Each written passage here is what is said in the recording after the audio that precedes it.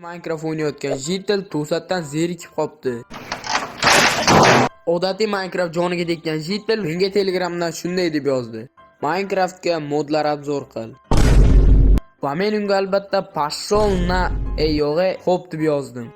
Va tushunganinglarda bugungi video roligimizda Minecraftni qiziqarli qiluvchi 6 ta eng ajoyib va qiziqarli bo'lgan modlarni obzor qilaman. Va bolalar, bu videodagi barcha modlar 1.21.81 versiyaga tanlab olindi va boshqa versiyalarga analiz qilib ko'rganim yo'q. Barcha modlar va mana shu versiyani men Telegram kanalimdan to'g'ridan-to'g'ri olishinglar mumkin. Telegram kanal silkasi ofitsialnada. Qani bo'lmasam gapni cho'zmay videomizni boshladik.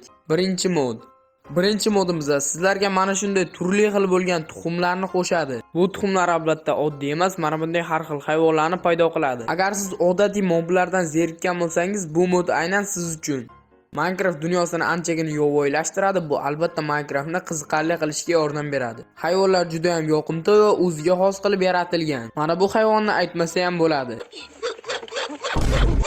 Lekin siz xursand bo'lishga shoshilmang. Bu mod oddiy hayvonlardan tashqari sizni anjir poylagani jo'natadigan hayvonlarni ham qo'shadi. Masalan, mana shu timsoh va mana bunday suv hayvonlari oddiy baliqlardan ko'ra qiziqarliroq, lekin biroz xavfli. Agarda siz bu modni o'rnatsangiz, suv ostida ham himoyalanib yurishga majbur bo'lasiz. Xullas, mod vobshe zo'r.